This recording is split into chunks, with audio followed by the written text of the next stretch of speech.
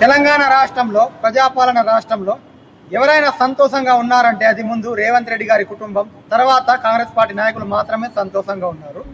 ఈ రాష్ట్రంలో ఓట్లేసిన ప్రజలు మాత్రం సంతోషంగా లేరు. ఈ రాష్ట్ర ప్రజల జీవితాలకు ఏదో సాకు మీద సాకిస్తూనే గురి చేస్తూనే ఉన్నారు. మొన్నటి వరకు మూసీ నది పరివాహక ప్రాంతంలో పేదల వేల ఇళ్లలో మూసీ నది ప్రక్షాళన పేరుతో హైడ్రాపడ్డది. నిన్న ఏమో మూసీ నది బాపుగాడ్ వద్ద గాంధీ గారి విగ్రహం పేరుతో 500 కుటుంబాలను ఖాళీ చేసే ప్రయత్నం జరిగింది.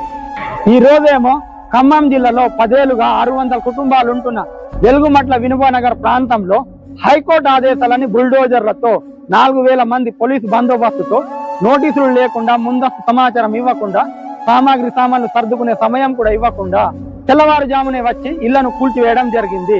ఈ కాంగ్రెస్ పార్టీ ప్రభుత్వం, రేవంత్ రెడ్డి గారి ప్రభుత్వం ఈ రాష్ట్ర ప్రజల జీవితాలను నిర్మించడంలో, మెరుగుపరచడంలో కాదు, మధ్య తరగతి కుటుంబాలను కూలగొట్టడంలో, పేద తరగతి కుటుంబాలను చెల్లాచెదురు చేయడంలో ముందుంది.